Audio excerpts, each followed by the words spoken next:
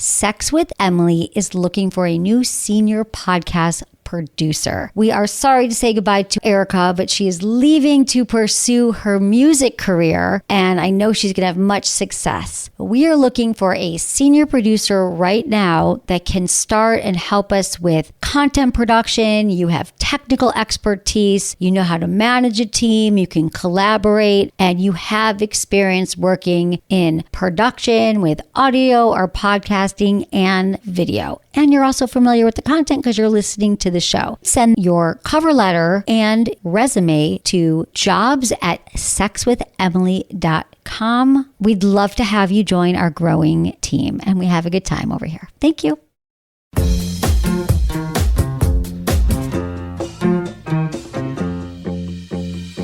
Remember, think about when you go on a date with someone or you're getting to know someone and you ask them about their favorite food or where they like to go on vacation or do they watch sports, where do they shop. These are the kind of things, or what are their favorite movies, music. We talk about everything, but with sex, we have to eke it out of somebody or guess. It's time to have conversations. You're listening to Sex with Emily. I'm Dr. Emily, and I'm here to help you prioritize your pleasure and liberate the conversation around sex. When it comes to sex, do you have a growth mindset? Well, whether you're a new parent or your sex drive has tanked or you're trying to break free from a mental pattern that's blocking your pleasure, we all experience sexual roadblocks. But don't fear, you can have a sex reset. On today's Ask Emily show, I'm helping you identify the obstacles to your sexuality, from trauma to a repressive upbringing to a disconnect with your partner. And one by one, I help you figure out solutions that open the door to self-exploration. Please rate and review Sex with Emily wherever you listen to the show. My new article, Common Kinks and Fetishes, is up on sexwithemily.com. Stay tuned because my annual Valentine's Day guide will be coming out soon. And trust me, you won't want to miss this one. If you want to ask me a question, just call my hotline, 559-TALK-SEX or 559-825-5739. Leave me your questions there or message me, sexwithemily.com/askemily. All right, everyone, enjoy the show.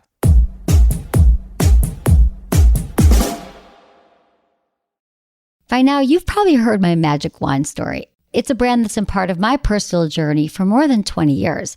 But no matter how many times I sing Magic Wand's praises, I'll never be able to fully capture the story of this incredible brand. Well, now journalist and author Kate Sloan just completed a limited audio series documenting the history and impact that Magic Wand has created over the last 56 years. It's called Making Magic, and the series chronicles Magic Wand's incredible brand story through interviews with nearly 40 experts, performers, business owners, educators, and fans. So I got a sneak preview of the series, and what I loved is that Kate weaves together snippets from all their interviews into this amazing story arc. She covers Magic Wand's journey from appliance store massager to its legendary influence on culture and sexual independence. And it's all just fascinating. The first episodes of Making Magic are available now at makingmagicseries.com or on all popular podcast platforms. Just search for Making Magic or visit makingmagicseries.com today.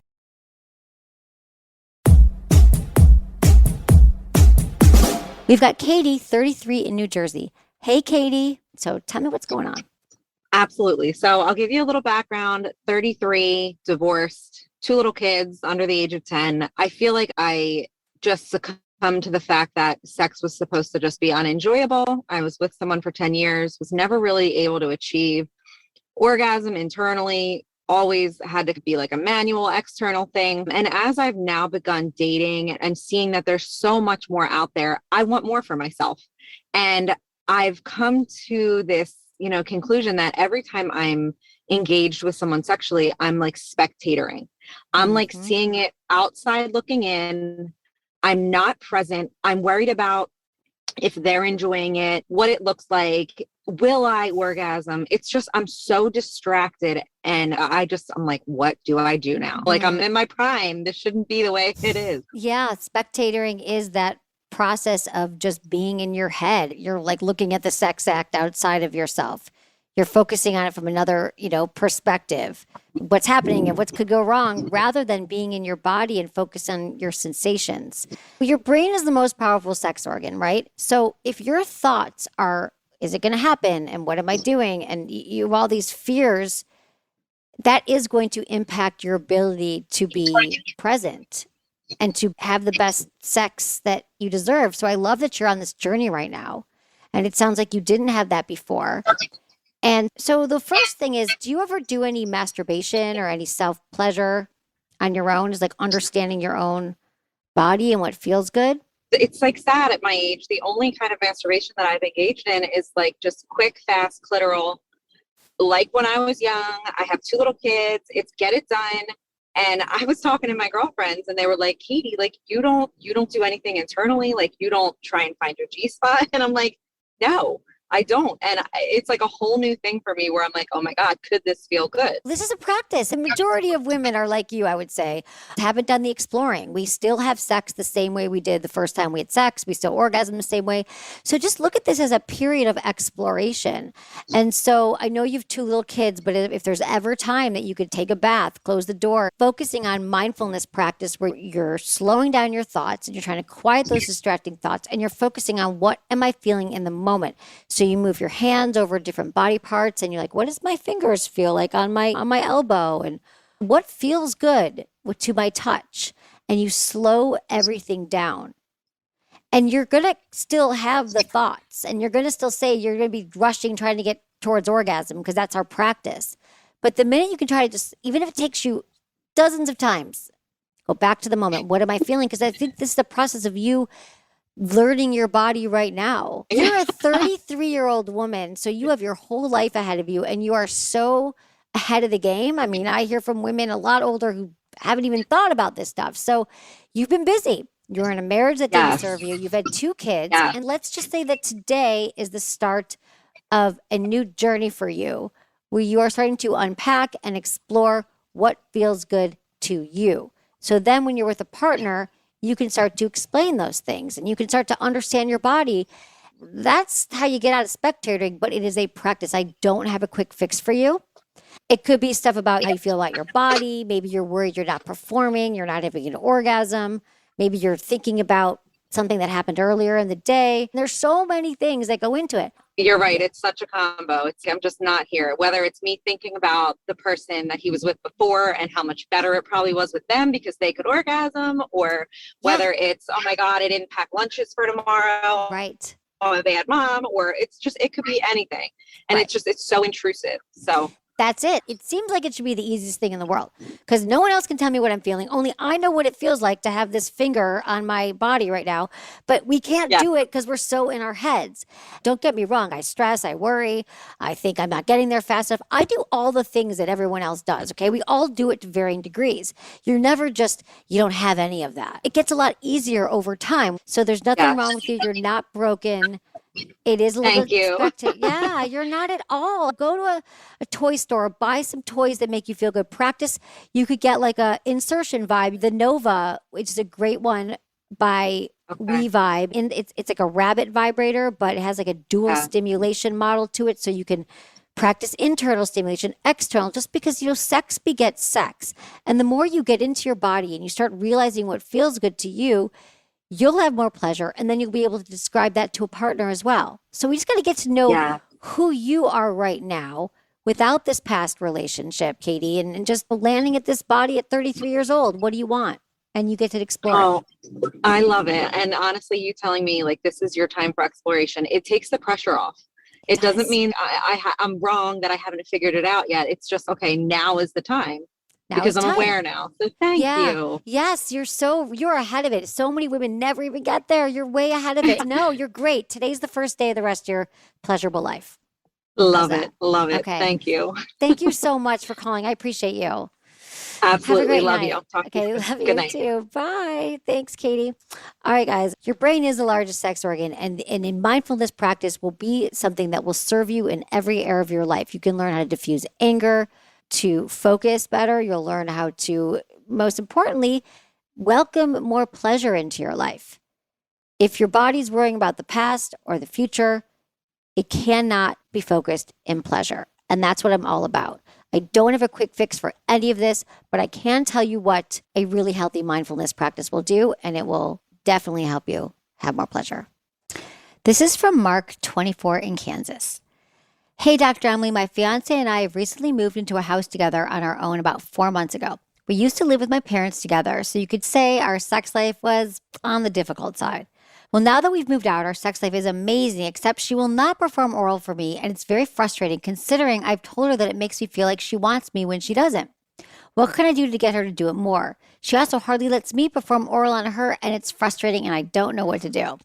All right, Mark, have you talked to her outside the bedroom about what you're both into and that you love when she goes down on you and it really turns you on, it makes you feel great, and you want to know what turns her on and what part of oral sex isn't great for her? Get curious. Remember, we have to be curious. We can't be blaming and we can't say, why don't you ever go down on me? And you can't say, I really want to go down on you. Why won't you let me?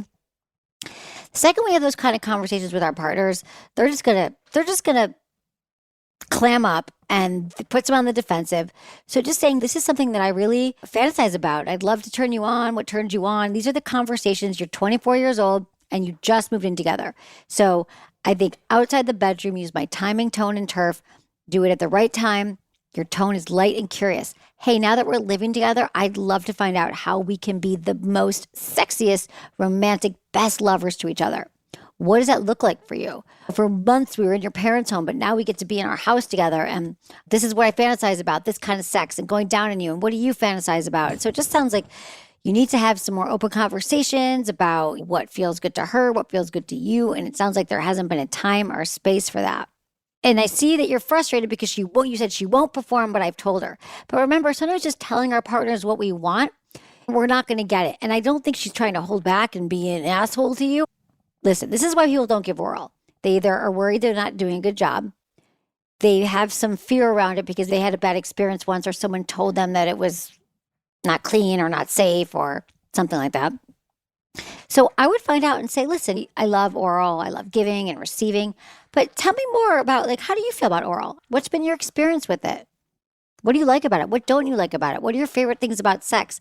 Remember, think about when you go on a date with someone or you're getting to know someone and you ask them about their favorite food or where they like to go on vacation or do they watch sports? Where do they shop? These are the kind of things. Or what are their favorite movies, music? We talk about everything, but with sex, we have to eke it out of somebody or guess. But I want to normalize this across the board. And I think that if you just moved in together and you're going to be together for a while, or at least you're going to try to make this work, it's time to have conversations. Hopefully you're going to find out that she also has a growth mindset around sex and she is like, oh, I was just waiting to talk about it. Or she might say, this is uncomfortable for me. And then you got to talk about it and go slow. But this is a conversation that has to keep happening. And if she's shutting down the sex conversation and the oral conversation, then we have some more information here to work with.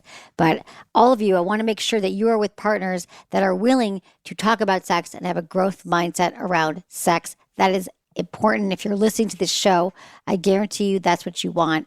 And if your partner's not there right now, you can try to get him there, try to get him on board, listen to this show together. I know that helps a lot of couples. But if they say, no, I'll never talk about sex, I'm not interested in sex, and I'll never go down on you, then you have enough information, I think, to make a decision that works for you.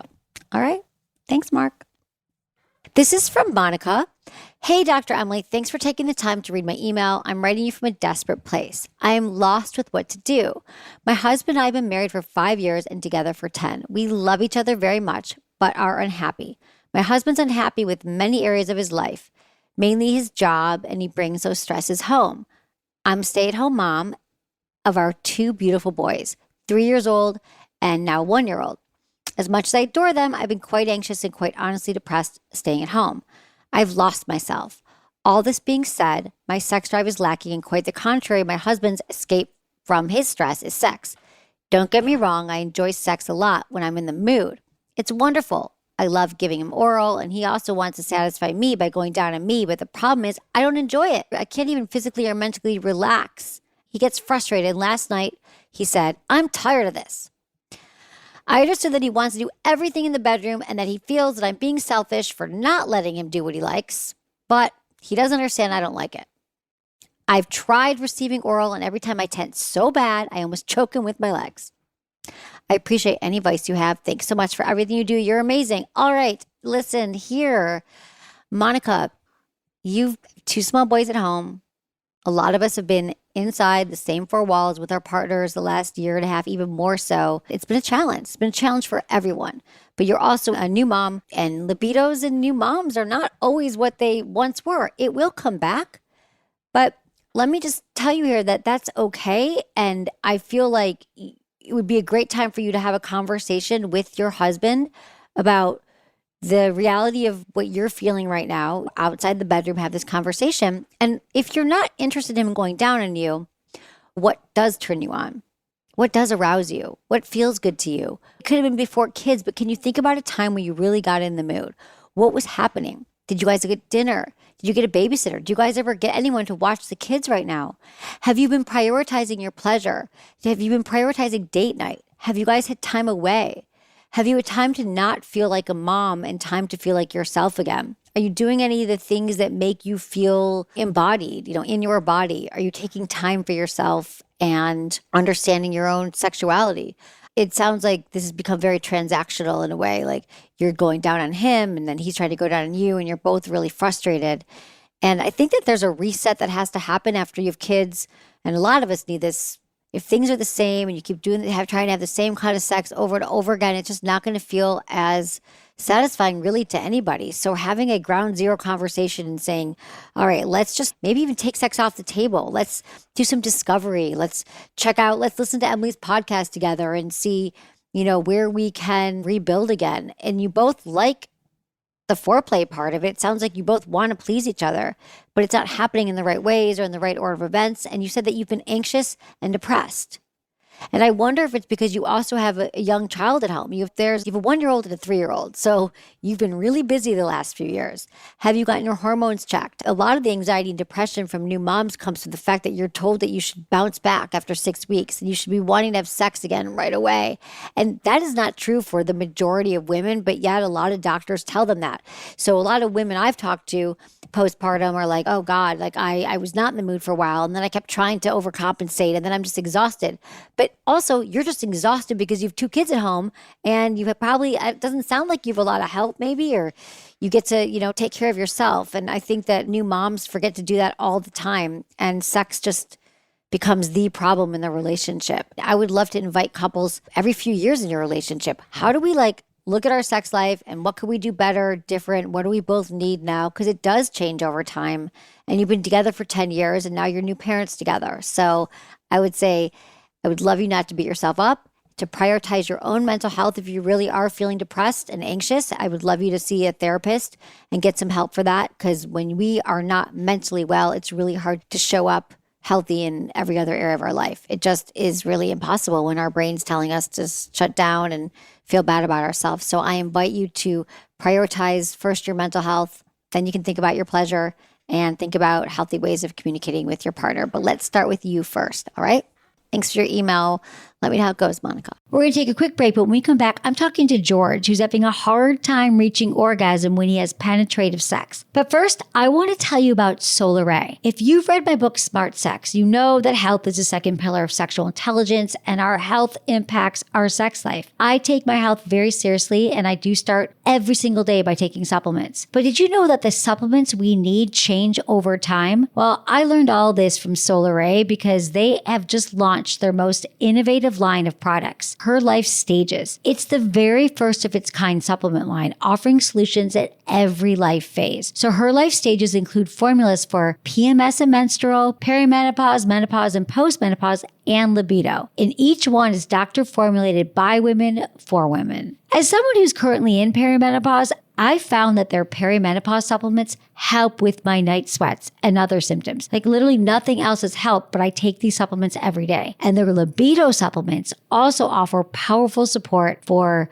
enhancing arousal, sexual satisfaction, and natural lubrication. Now, these statements have not been evaluated by the FDA, and they're not intended to diagnose or cure or prevent any disease. I can only share with you my experience. So let's start taking care of our bodies at all stages of life. And to celebrate the launch of their new Her Life Stages supplement line, Solaray is offering a 20% off discount if you use the code 20STAGES at solaray.com. That's SOLARAY.com and code 20STAGES for 20% off. All right, we'll be right back.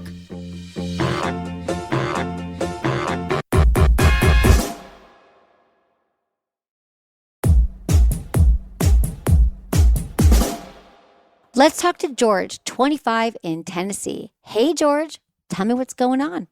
Yeah, so it's a loaded question, I'm not going to lie.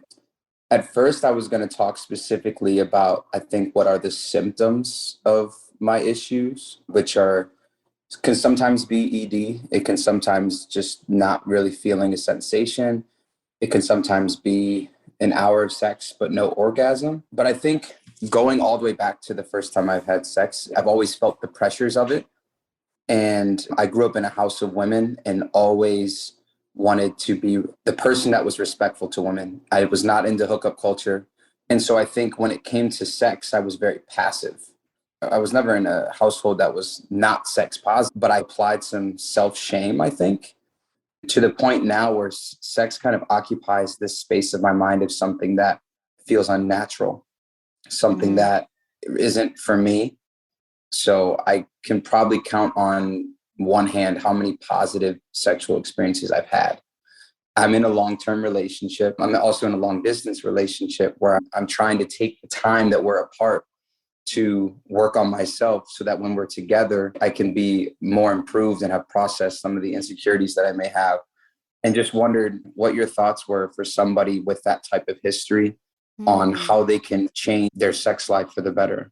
Thank you for sharing all of that. So I'm trying to understand your sexual history. In most of your relationships, did you have some kind of, like you said, it was ED or delayed ejaculate, or you wouldn't ejaculate? So I'll provide more context there. When I was 15, I lost my virginity and I did not have an orgasm. And then I didn't have sex for a year after that. In hindsight, it was clear that I was doing it to get it over with. And then I think I had an orgasm one time out of the many times that me and my partner had sex. Flash forward 6 years of not having sex. That's when I started to get into my head and really starting to reflect that I don't feel desirable. I don't necessarily feel that sex is for me. My experiences have shown me that. And so it was a part of my life that I ignored. And I listened to your most recent episode around why can't I orgasm? And I feel like I learned a lot from that of like that 6 year period. Was that the time that I rewired my body of this is how you like experience pleasure? And now if I have sex with someone or if I put a condom on, my dick is like, what is going on here? Yeah, like in those 6 years, were you masturbating? Were you using your hand? Were you watching porn? I masturbate with my hand, and it's probably once every 2 weeks, honestly. Okay. And it was more of a means to an end, not necessarily enjoying myself. There's a lot going on around Yes. sexuality and feeling that it's okay to be sexual. Maybe there's some shame around being a man, even after having these messages from childhood, and it might feel like it's not safe to really be yourself and to let go. Maybe you have fear around what could happen. And so you've just created this whole Yes. world inside of you where it's not safe, there's shame.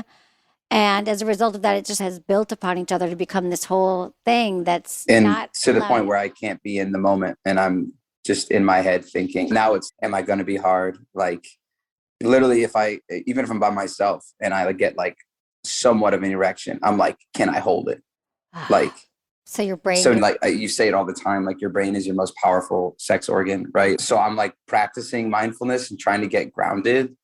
But at the same time, I think that there's more than that I I have think, to well, unpack. some mindful masturbation could be really great for you where you're Mm. really practicing. You're not using porn, you're not using anything, you're just lying back and you're experiencing with your hand. You're really like thinking about touching your body and what feels good to you. Slow, it's breathing, it's bringing your mind back when it's wandering, like you're going to get hard or not going to get hard. You just go back to your breath and back to the Mhm. moment. Like that is the practice. And maybe 20 times in 20 minutes, your mind might wander. But to me, you're very clear and articulate. You're passionate about the emotional side of this and your relationship with your partner, and you're Yeah. passionate about your own challenges. So I feel like it is mindfulness and it might be some therapy to unpack some of these early Yeah. messages. But how honest are you with your girlfriend about these things? Probably too honest. Okay, good. No, I Yeah, I love mean, like that. I love that. yeah, no, we communicate a lot about it and I'm extremely honest. I think you've given me tools to have different types of conversations at this point, which has been extremely helpful. Like talking about sex like this, like I wouldn't have done this 3 months ago. So I think that in and of itself shows some sort of progress. Yeah, absolutely. I mean, it feels like you've been doing this your whole life. Yeah. What I think, though, Jordan, really, you are a natural. Also a great tool for a lot of people who are stuck in their heads is focusing on your partner's pleasure and taking the focus off your own. I know that you said you're not together right now, but I found some men who have ED have found, especially young men, focus Giving on them your pleasure, partner, yeah. giving them pleasure, and just taking the pressure off yourself. Like in a way, when we get stuck in our heads, it's a very self-absorbed, we all do it, but way of being. But once we give, that's why they always say giving is better than receiving and help others. You really can't be worrying about yourself. But that would be a practice too of just making sure you're showing up for them. And then you might, what I've noticed with a lot of men I talk to, they're like, oh, look, there he is. There's my erection. It came back because you're not obsessing about it. And that's mindfulness, because in that moment, you are focused on your partner's pleasure. You're literally not thinking about anything else. And you've listened to my mindfulness practice of thinking about the environment. If you were doing mindful masturbation, you'd say, like, my hand is on my penis. I'm hearing my playlist or listening to my breath, and you anchor yourself in the senses. But when you're pleasuring someone else and you're really present, your mind is free and you're focused on the moment, really. So that's what mindfulness is. I mean, maybe getting a practice around it, if you could take a class or join others, that makes mindfulness practice a lot more powerful. But it really is, it's like exercise. It's like working out. I have to do it every day. I really like that idea. Another nugget from one of your episodes. I want to do a day where all we do is focus on you, right? Like, and then a part of it too is I am a pleaser to my core. And I think that comes all the way back to me not necessarily knowing what to do. And so I've always been like, I want to make sure that you have a good experience. So I think the idea of having a time where giving her and focusing on her pleasure, but then also a time for me to just like, don't worry about a thing, just explore, like have my partner explore my body and have that experience as well.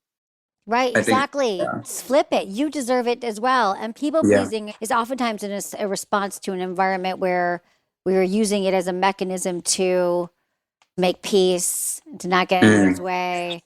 And so you might want to look, I'm a people pleaser in progress working on that. But I'm saying I get it. Looking at all of those things, like you can give to them, but making sure, I love what you said, that then it comes back to you. And maybe you need that. Maybe in the moment when there's too much going on with sex, you take that off the table. You're like, we're going to have a night with you and then a night with me. These all sound like really great tools that you could really put into practice to help you. Thank you so much. Honestly, Thank you. It's good. It's good just to talk about it out loud. And that's a practice I'm trying to do, let alone with somebody like yourself, who's already helped me.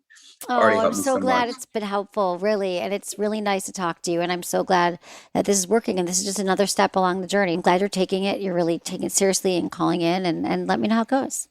It's good Sounds to meet good. you. Okay. Thank Great you. to meet you. Bye. People pleasing. Let's talk about that for a minute. This is from the holistic psychologist, if you follow her on Instagram. People pleasing is unconscious manipulation, she says. So it's a very common trauma response, especially in women. We have a need, we want to be met. We want to be liked. We want to feel needed. We want to appear easy. We don't want conflict. We want to keep someone happy in our lives. And so since we're not advocating for ourselves and asking for our own needs, that leads to resentment. And if we're not being appreciated by someone else, we get resentful because we're not being appreciated or we feel like we're being taken for granted. It's not a trait that really actually serves us, if you think about it. If you know that you're a people pleaser, you probably know that there's something you want to do about it to fix it. The first step is getting clear on your needs, getting very specific on your needs, and then asking for what you want without apologizing, without making excuses, and being okay if someone gets mad. So it's all about being conflict avoidant. But when you're avoiding conflicts and you're a people pleaser, can you see that loop there where you're never really advocating for yourself, but then you get upset that you're not getting your needs met? And then we start relying on other people to take care of us. But then this is where resentment comes in. And then we start to lose our own sense of what we actually need. We stop trusting ourselves and our own inner wisdom when we're constantly outsourcing our needs to others. This is from Kareen, 32 in Canada. Hey, Dr. Emily, I met this guy through an online dating. We hit off immediately by taking it slow through chat and it never progressed to sexting. But we've been hanging out now for 8 weeks and things are still moving slow. We've discussed some desires and interests like shibari, which is rope tying, and stuff. And so I think we could have some great chemistry in the bedroom. However, after all this time, we've only hugged 4 times. I did try to address this with him through text by explaining I'm sexually submissive and passive. I enjoy a partner who's dominant and assertive. And I texted him explaining that I'm consenting of whatever happens next, but we still haven't kissed. My friends tell me just to jump his bones, but the thought terrifies me, having a hard time wrapping my head around trying to be more sexually assertive. I've even considered breaking up with him, even though I really like him. But since we haven't kissed yet, I'm not sure there's even a romantic spark. Should I cast aside my preferences of a sexually assertive partner and just jump his bones or move on to someone who's more willing to give me what I want? All right, Kareem, this is interesting. You've let him know what you want, and it's been 8 weeks of hanging out, and nothing's happened. So I think rather than just leaving and getting frustrated, this is what you got to do. Next time you hang out, say, I've just been fantasizing about kissing you. I've been fantasizing about what it feels like about your hands on my body. To me, that's an excellent on-ramp. You are passing him the baton. You're saying, this is what I'm thinking. And at that point, let's see what happens. If he doesn't do anything and he just stares at you, you could say, have you thought about that? And just see what happens. Listen, maybe he's terrified. Maybe he'll say, oh, wow, I didn't know that you really wanted it. You know, who knows what goes through people's heads, but that is giving him an entree in the moment, not just through texting. Maybe he's terrified too. Maybe he likes you so much and he freaks out and he goes home at night and he's like, I can't believe I didn't try to kiss her again. Put it out there when you're together. Then you're taking the risk and you're giving him the opportunity to make the move. So you got nothing else to lose here. It's been 2 months. Go for it, Kareen. You got this. We have Sadie, 32, in Boston. Hi, Sadie. How can I help you? An experience that I had recently in kind of a casual sex hookup situation with this guy that I met that I was just really attracted to. I've been trying to learn like what my kinks are and like what I'm into, and all of that is new language for me because I grew up in the evangelical church and for 10 years of my life had decided not to have sex and was, looking for the one and had a very romantic concept of intimacy and relationships, which I've done a lot of work on looking at what that came from and where some fears were coming in. Anyway, so in recent years, I've been more open to not just casual sex, but just trying to understand who I am sexually and what I'm into, and just trying to educate myself in my own desires. I have the fantasy, right, in my mind that really turns me on when I think about it, of like being dominated and playing as a sub and like exploring that. And then in the actual experience, I got totally triggered. I froze. It was so bad. And I struggle to know how to communicate in those moments when that's happening to me and how to establish safety and parameters in casual situations. I just instinctively feel like how can I establish? I'd have to tell you my story. First off, you're doing a lot of hard work on yourself. You grew up in an evangelical church.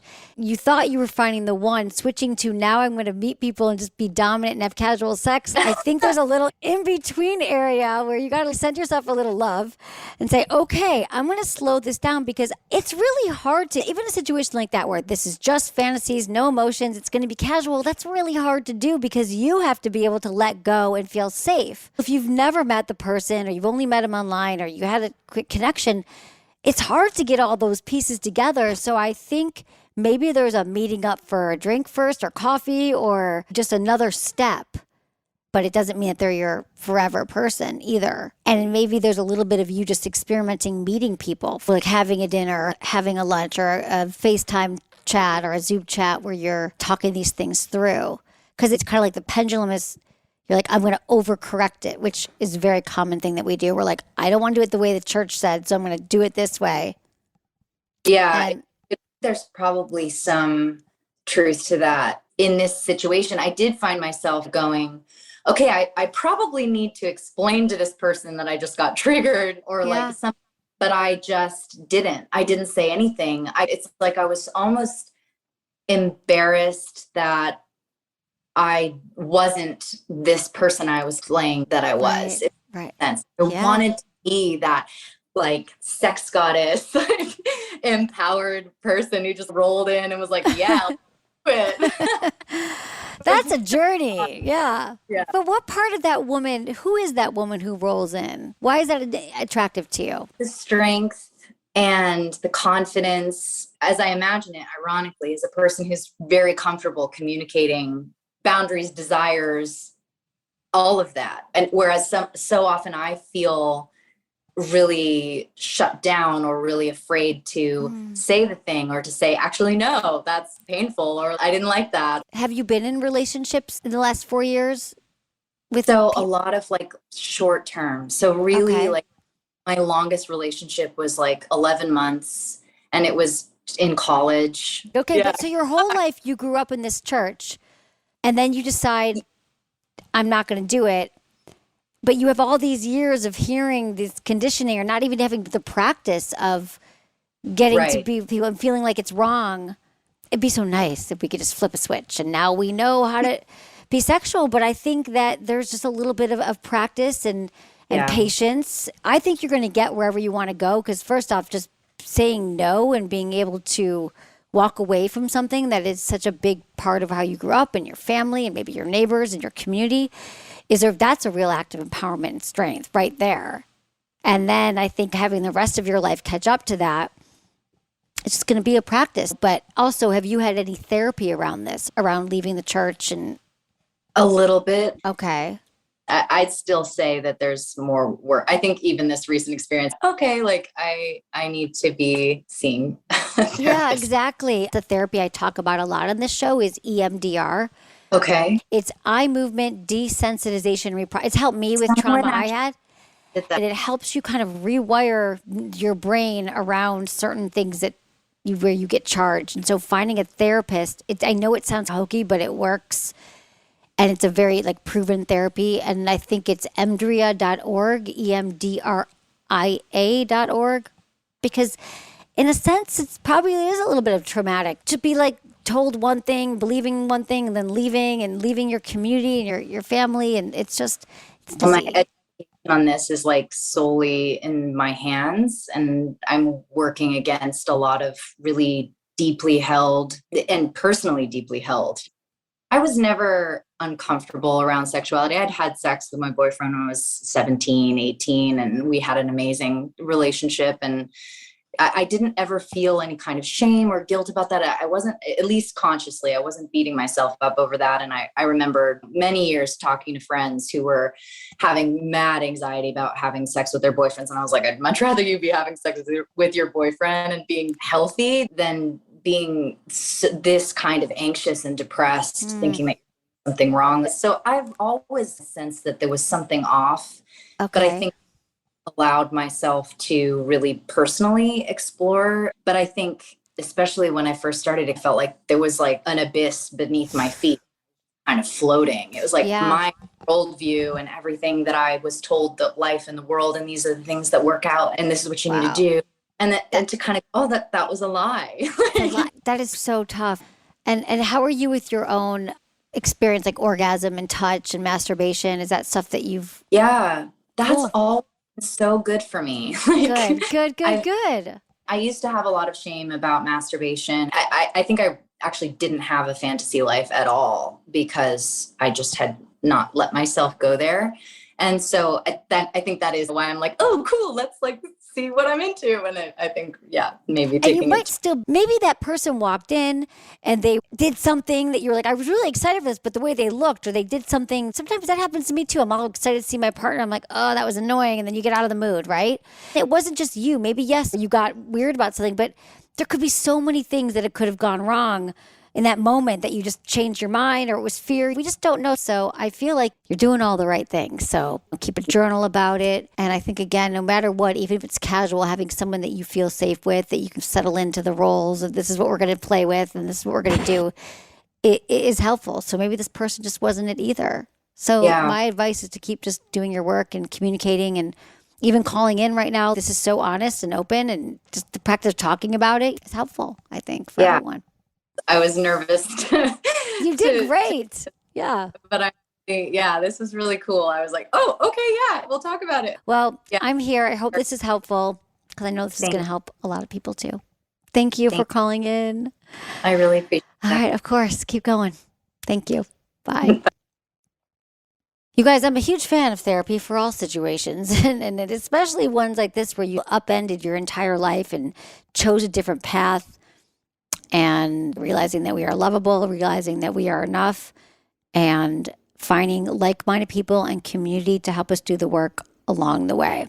Because believe me, if you believe in yourself and that this is what you want and you're on the path, no one can knock you off that. This is from Shania. She's 19 in the UK. Hey, Dr. Emily, I found you on Instagram a couple months ago, and I love your posts. I've been sexually active for 3 years, but I still get really shy and nervous about taking control in the bedroom. What tips do you have for me? First, let me normalize this.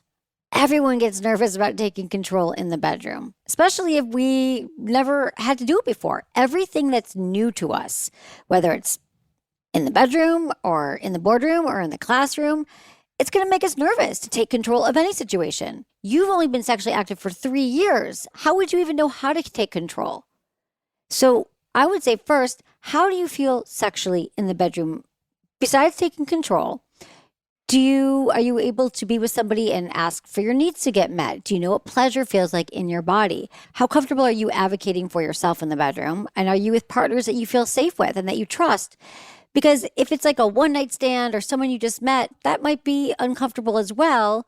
But I have to say, there's something to be said for that. If you're not in a relationship now, if you are just experimenting with different partners, honestly, just take control and see what happens. Because it's the kind of thing, like, I could tell you all day here how to do it, okay? I'm going to tell everyone how to take control in the bedroom.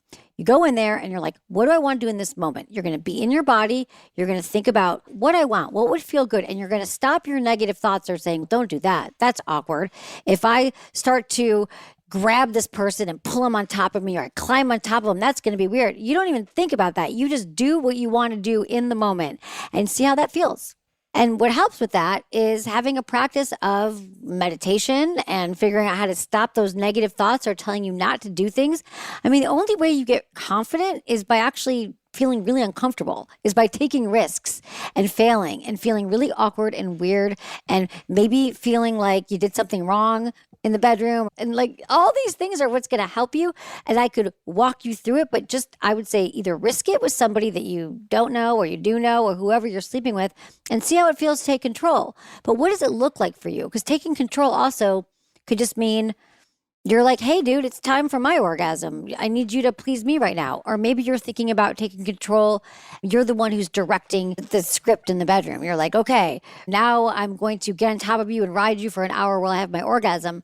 It's about you following in the moment what you want, what you need, what's sexy and hot for you, while still making sure you're with a consenting partner, but really not worrying so much about what they think, as long as they're down and turned on and you're not taking advantage of them. So you're going to get confident. You're going to get comfortable with it by experience, and honestly, being with partners that you feel good about, that you trust, and that make you feel like the best version of yourself. So you can have fun together and play together. And maybe one time you take initiative and the next time they take initiative, and then you talk about it. Say, what about last night? What did you like about that? What felt good? How were you with me taking control?